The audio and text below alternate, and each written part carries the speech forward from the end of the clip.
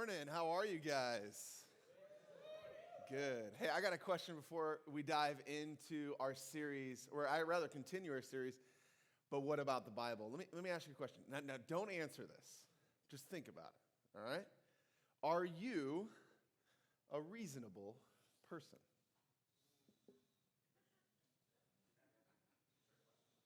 Are you, you can't answer for your spouse, okay? Or are you here with your mom or dad? You can't answer for them. This is a question for you and for you only. Are you a reasonable person? Like, if I looked at your bank account, right, just your weekend purchases. Like, does that indicate impulse or intentionality?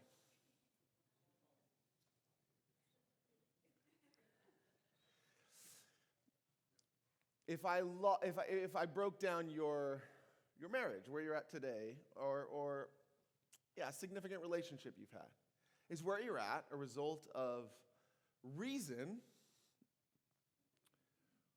or is it random? Is there some random elements to it? If we broke down just your decisions over this last week, would it be mainly decisions that you made, that you scheduled, that you planned, that you had thought to, that you had purpose to, that there's an end game to? Are you a reasonable person? I mean, if you break down the word, right, it means that there is a reason to why you behave, to why you think, to why you act. You know what's fascinating? Most of the things I just discussed, we don't talk a whole lot about. And yet when it comes to God's word, we really wrestle, right, with the reason. Anybody have doubts about this book before? Anybody have questions? Right, we really, really wrestle with the reasonability, if you will, of the scriptures. 66 books written over 1,500 years with nearly 40 authors, all telling one story. And we did this series, but what about the Bible, right after our grand opening, because we know it's a huge hang-up for people. And it's a good hang-up because the truth is, if our entire faith is really based on an event, and that event is that Jesus died and then conquered death by resurrecting again. And if that event's not true, then what we believe is completely bonkers. It's ludicrous. But that event is captured in this book, and it tells a story of how we got there, and it tells a story of what the mission is as a result of what happened in that event. So it's built on an event, but the instructions for that event are all found in this book. And so it's reasonable for you and I to ask questions about its credibility and validity. And what we've done 2 weeks ago, we took a break last week. Scott preached a message on relationships. But 2 weeks ago, we just introduced this idea of the reasonability of the Bible. And today we're going to continue that. And what I want to do is I want to engage our brains through dimensions of your life that you think about probably often. Your physical state, or the physical state of the world around you. Your mental state, your emotional capacity, and your spiritual reality. How do those four things, right, and bring reason into the conversation? How does what the Bible teaches and those four dimensions of your life, how do they line up? Where do the questions arise? So if you have your Bibles, open up to Romans chapter 1. Romans chapter 1, excuse me. As you get there, we're going to dive into a letter that Paul wrote to the Jews. Paul's the most famous church planter or missionary of all time. He has this incredible testimony of a dramatic shift from killing Christians, or what they called followers of the way, to becoming one of them, and then eventually will emerge as the key figure in the Christians making it, really the message of Christianity, making it to the ends of the earth. And the pathway to the ends of the earth at that time, because of its influence, because of its economic status, was Rome. And so Paul knew that in order to get to the rest of the world, he needed to have a dramatic impact on Rome. And so he wrote what I would argue is the most robust document of doctrine in all the world. We would call it theology or a system of beliefs.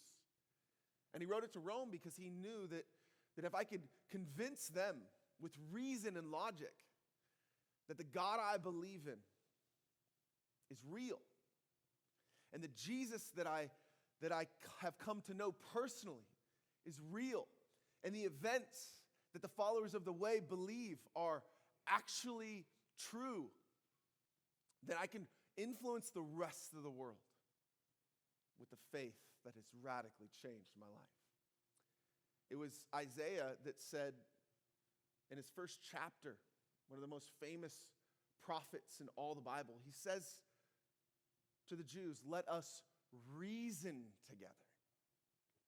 The Bible never divorces faith from reason. In fact, James, the brother of Jesus, will say, faith without deeds is dead. That means there's action and behavior behind belief. It's all connected. Jesus will tell you, hey, before you follow me, count the cost. What is Jesus inviting us to do? He's inviting us to reason before deciding. Even Peter himself will write in his book, to be prepared to have an answer for the hope that you have. Because your hope isn't empty. Behind it is logic. Behind it is a story and a testimony. Behind it is an experience, but also connected to that experience is tremendous historical truth. You see, I think sometimes we get a bad rap in Christianity that we're just, these people that needed a crutch and we're broken, and that's true. But that's not the only thing that got us here. If you're newer to faith, or maybe you're in here because somebody invited you, man, I'm so glad that you're here. And maybe what's always hung you up on Christianity or following Jesus has been the logical side of the faith. I'm so excited you're here. This is a great day to be here. I want to encourage you to think. In fact, I think the people that ask the most questions become the best Christians. Because it's not just, when I grew up in youth group, you went to this camp. In fact, this last weekend, the reason I missed last weekend is because it was this, I was speaking at a camp, 4th through 6th graders. I haven't done 4th through 6th graders in a long time. First message I'm giving, okay, it's Friday night. They have the first time they've ever been away from their parents. They're like stoked out of their minds. They're sitting in the seats, okay? And I tell this opening story, and it's hilarious. And so there's a kid in front of me. And this has never happened in here. And if it did, I would be deeply concerned. He's laughing so hard, he falls down on the floor and just starts flopping like a fish. and I'm like, that's a first. So I'm used to people like you lately, like right where they're just sit there and they just listen. And they laugh. And every once in a while, maybe say something back, but not that much. This kid's flopping around like he grew up in the ocean, was pulled into a boat, and somebody told him some jokes. At these camp experiences, what happens though, and maybe you had this experience, and maybe part of, if you're really honest, part of the challenge in your faith is that you've never gone back to the emotional high in your initial conversion. And you've wrestled, and you've even been scared to investigate. And I want to encourage you as followers of Jesus to never be scared to investigate the truth. Because if it is the truth, it holds up. I believe that the more that you study science, the more you study a revelation of God. Today you're going to learn about academic terms, very basic academic terms that maybe you've never heard before. The first is general revelation. And that is that God reveals himself in what he's made. We'll talk about that in just a little bit. The physical reality demands an explanation. That alone speaks of a creator. General revelation. The second is what we call special revelation. And special revelation is anything other than the physical world that demands an explanation. It's God revealed through supernatural means. We believe that the Bible is special revelation. We believe that Jesus and him walking the earth is another special revelation, that we got to see God with a personality. We got to see God with skin on. We got to see God withstand temptation. We got to see God tired at the well. We got to see God cry in the garden. All of the things that draw us to him, that give him a personality in Jesus. Special revelation. Anytime there's a miracle, what God does in a miracle, think about this. It's a supernatural thing that happens, which means it's out of the order or the system that God originally made. Right? We live within a system, and that system has cause and effect. Right? If you spend all your money, you won't have money. Like, don't click your bank account and be like, Jesus, miracle. Like, it's not going to happen. Right? It's just not. Like, you can't go to the gas station right now and not pay less than $6. It's just not going to happen. Like, you can pray as you put your card in. The gas price is staying the same. It's a cause and effect world. There's a system to it, right? The sun is going to rise. It's going to set. And so within that system, God will break through and do really cool stuff. He'll do it in your life. He'll do it in other people's lives. He'll do stuff to your heart. He'll do stuff to your mind. He'll do stuff, right? Sometimes we pray for the miraculous. Sometimes it happens. Sometimes it doesn't. Sometimes he chooses to break the system that he makes and have a supernatural reality. We call them miracles. And sometimes he chooses not to. We call that, in the academic world, special revelation. I want to break down both of those revelations and show you how God revealed in our world brings tremendous reason to what we believe. Romans chapter 1. We're going to start in verse 16. Here's what it says. Hey, Joey, will you track down I had a water glass, I think, back there, if you don't mind bringing it up. For I am not ashamed of the gospel, because it is the power of God that brings salvation to everyone who believes. It's a summary of our faith. First, to the Jew, then to the Gentile. For in the gospel of righteousness of God, thank you, bro. Let me read that again. For in the gospel, the righteousness of God is revealed, a righteousness that is by faith from first to last. Just as it is written, the righteous will live by faith. Now you would go, oh, wait. So what he's saying is you just need to believe, right? You get to the place where you don't have all your questions answered, and you're like, cliff. And in Jesus' name, you just jump off the cliff, right? That's not what he's saying at all. That's what we have created out of this. Now, does faith require trust? Yes. Does faith require you to believe in a God that you don't fully comprehend? Yes. But if you fully understood him, would he be worthy of your worship? I understand a toaster. You put bread in, out comes toast. I understand my TV for the most part. I know how to power it on. I know how to get channels on there and 75 apps that I now pay for more than cable was, even though they advertise it as cheaper. I know how it works, right? Anybody else like, wait a minute, I have like 45 apps. Yeah, but in September I like to watch the TLC show. Like, what? Generally speaking, there's these things that we understand. They're not worthy of our worship. The reason we can worship God is because he is far more complex than we realize. He's worthy of our worship. And yet, God created our minds. We're going to talk about this more in just a moment. But he created our minds with reason, with logic. And so he is logical. And the faith that he has called us to is reasonable. And so faith, yes, is trusting in something you don't see. Right? It's a hope in a place that we haven't been yet. And yet it comes with reason. And it stood the test of time. In fact, I would say this.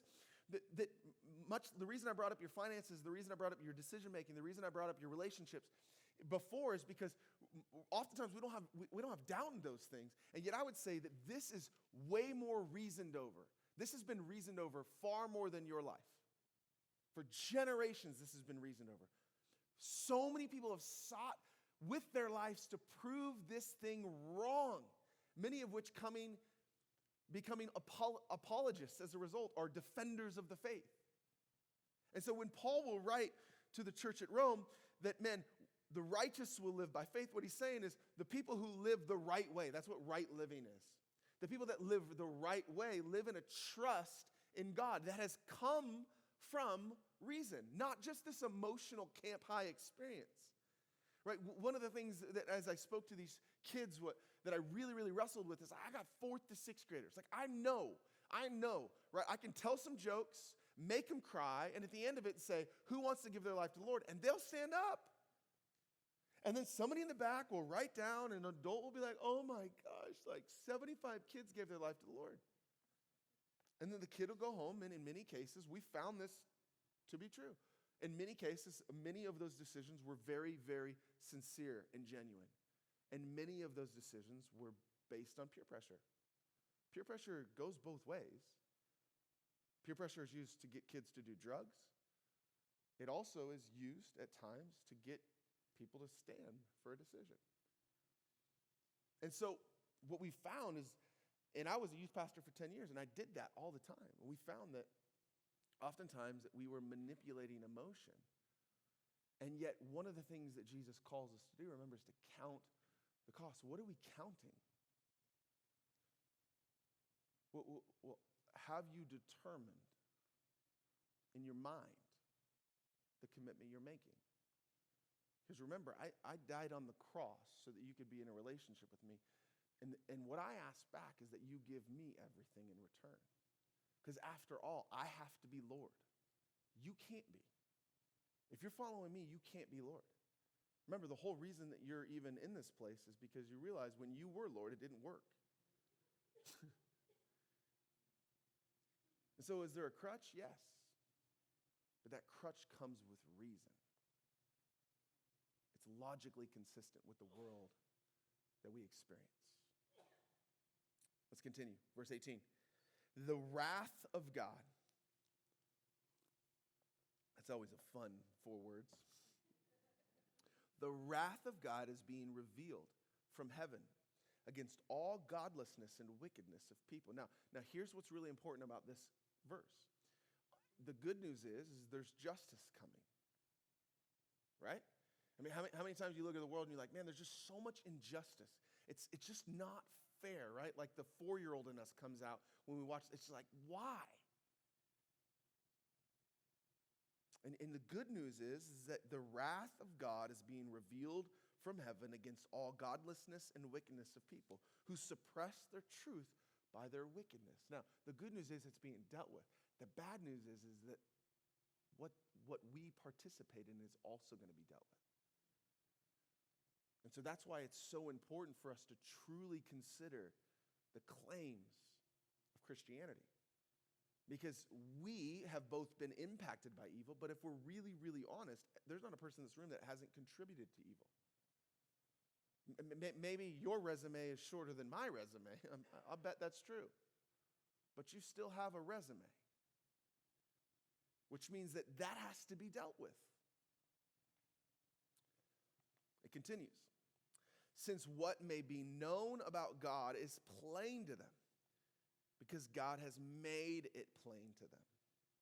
What he's saying is that even the people that are distracted by all the craziness in the world, like deep in their souls, like they know. They know a couple things. They know, number one, just by looking at the vastness of the ocean, they know that there's something out there that's bigger than them. Right? In the moral code of making somebody cry. I sat in a group this week. I love mentoring these guys at Green Oak Ranch who are going through recovery. And one of the guys that in the group this week, he was just talking about how the moral code that's written on our hearts is so obvious to us. Like when you make somebody cry, you feel terrible. That's why it's so dangerous right now behind a keyboard. Because we're removed from the empathetic, compassionate emotions that's written on our heart when somebody else reacts negatively to something we say. And so kids nowadays they're not even realizing the impact they're having on people because so much of the social interaction is taken away. Where does that come from? Where does that response to somebody negatively responding to what you said, where does that come from? It comes from being designed by a good God who's empathetic and compassionate. It continues. Watch this. For since the creation of the world, this is the verse when you talk about general revelation that's most referred to. For since the creation of the world, God's invisible qualities, his eternal power and divine nature have clearly been seen, being understood from what has been made, so that people, read this with me, are without excuse. So simply by looking at the world around you, you could determine, or you should determine, according to Paul's letter to Rome, you should be able to determine that there is something behind this design. That's what he's arguing. The most common illustration used for general revelation, specifically in this context, is as you walking down a sidewalk and you finding a watch, hopefully an Apple Watch. That'd be sweet. You just slap that bad boy on, you're stoked, right? But let's just take it for old time's sake. You know that old watch where the hands go around, where the one's bigger than the other? You know what I'm talking about? Some of the older people are nodding. The kids are like, no, I have no idea what you're talking about. Let's say you find one of those watches. You start to look at it, you put it on. You have no clue what a watch is. And you start to realize at some point that it actually tells the time of day, and it's accurate. It's right on, and there's a button on the side, and you can turn it so when it gets off and daylight savings time, you can adjust it. And there's clearly like the strap, the band. Oh, it's a good leather. You can adjust it to fit your hand. In fact, it can fit your wrist and your wife's baby wrist. Fits both hands. Now, you would never come out of that conversation and wonder how randomly over time these pieces came together to form this watch. Would you? And yet that's exactly the conclusion that many people have about the world around them. Think about the complexity of your eye. Think about the beauty of a sunset. Think about the exploration of space. And we're going to conclude at the end of that, we haven't even talked Jesus yet. We're going to conclude at the end of that there's no maker, there's no designer. Paul's argument is that just doesn't make sense. The world alone demands an explanation. I think it takes more faith to be an atheist than it does to be a Christian. There's a greater leap. And we haven't even got to the other layers yet. It continues. For although they knew God, remember this is talking about the people that eventually will come under judgment. For although they knew God, they neither glorified him as God nor gave thanks to him, but their thinking became futile and their foolish hearts were darkened. Although they claimed to be wise. Verse 22, circle, highlight, underline. Although they claimed to be wise, they became fools. And they exchanged the glory of an immortal God for the images made to look like a mortal human being, and birds and animals and reptiles.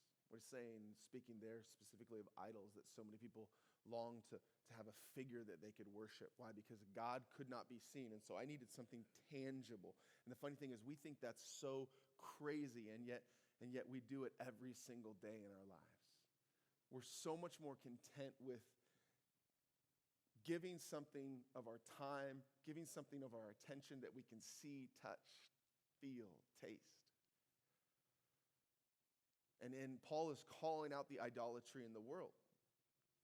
So as we step back, general revelation speaks very, very clearly to that in verse 20. But now let's talk special revelation. So let's just talk how God has revealed himself to you personally. Because it's not just a historical faith, it's a personal faith. And when those two things come together, that's when the magic happens. And so let's just talk, number one, about your mental state. Just even your ability to think, your ability to process, your ability, just think about where you're at today, how you came to know what you know, how you came to believe whatever it is that you believe. Think about the quiet moments of your soul. What are the types of things that you think about? The good times and the bad times. And the journey in between those times. And you think about even your ability to think about such things. Where does that come from? I can tell you that you and I are distinct from the rest of creation. There's no other living beings like you and me. As I prepared this message, there's a guy that helps to craft messages, and he loves animals. He really wrestled with this. And I just said, hey, man, like dolphins don't have conference meetings. Right? Squirrels don't have worship services. Like birds aren't going to counseling. So even if you love animals, and I do too, they're fine, except for cats. I'm just kidding. I feel bad now.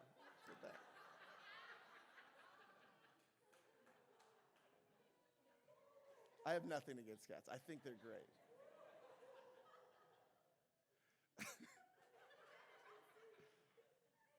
But to clearly distinguish us from animals it's obvious. Your mental capacity is so much greater. What if that's by design? What if, in the beginning, what Genesis wrote about thousands of years ago is true? That you're an image bearer. And your purpose on earth is to steward everything else. And as a result of your stewardship, you were given a mind to have the capacity to do so. What if the psalmist was right? And we haven't even talked about emotion. What is this thing called love? And where does it come from? Because if you run evolution, macroevolution, right, that we change species and that we've come to be, right, through a process of the survival of the fittest, where does compassion find its place in that logic? Where does love? How do we deal with mental health? Mental health is weakness. We better get rid of everybody that has mental health, because that's weakness. If we're going to progress as a society, disability, all of that, that's all weakness. You see what I'm saying? Where the Christian faith says, no. Each human being has dignity. Regardless of what they go through, they have dignity because they're made as an image bearer of God. And so I determine when they're here. I determine when they leave. And everything in between is you need to obey me. And that means you need to care for each other. You need to be there for each other. You need to be patient and kind. You need to be compassionate and empathetic. Where does that come from? And how does that, I'm just saying, if you have a worldview, I'm just asking you to consider every dimension of life. Because Christianity is the only one that has logical and sound reasons, in my opinion, to every one of these dimensions. This concept of love, romantic love, and the beauty of it, where does it come from? Your desire to help somebody on the side of the road, you're drawn to that. Where does that come from? Why? Why would you do that? How do you make sense of it? The only thing that makes sense for this beautiful thing called love is a benevolent God who loves you, and out of the overflow of that love calls you to love other people, even when it makes no stinking sense, because it's the most beautiful thing you can do, because you are an image bearer of God. I don't know how we make sense of love, compassion, empathy, charity. And then we come to your soul, your spiritual state. Like those quiet moments that we so often try to distract ourselves from, right? What I love about what Paul's arguing is he's arguing that revealed in creation is enough, and yet for I am not ashamed of the gospel. Why? Because the gospel is a story of a good God who pursued you in order to sacrifice his life in order for you to be back with him so that he could leverage your life to love the world and bring righteousness back to what he originally designed. That's why he's saying, I'm not ashamed of the gospel, because it makes tremendous sense when you think of every dimension of the human experience. And then we come back to our soul, those quiet moments when you wonder, what could be, what might be. Those moments where you and I, like, if we're really honest, there's some doubt, isn't there? There's some curiosity. Like, am I a Christian because I was born in America? Am I a Christian because I grew up in a family that told me I should be a Christian? Like, right? There's people that grew up all over the parts of the world that have different experiences. Like, would I have come to a different conclusion if you dropped me in a different time, if you dropped me in a different country, if you dropped me in a different generation? Like, would I be who I am today? Like those quiet moments, and yet, watch this. Even in those quiet moments, what the author of Ecclesiastes, who the Bible calls the wisest person to ever live, what he talks about in those quiet moments is he talks about how our hearts and our souls long for eternity. We long for something that we haven't experienced in the physical realm. That means human beings that are limited to time and space have developed a concept beyond that. Where does that come from? Your imagination alone screams of a creative God. Your longing for eternity speaks of where your soul comes from. You see, at every dimension, logic and reason screams of the faith found in the scriptures. Historically, personally. And if you're wrestling with the faith, man, I just want to ask you to keep coming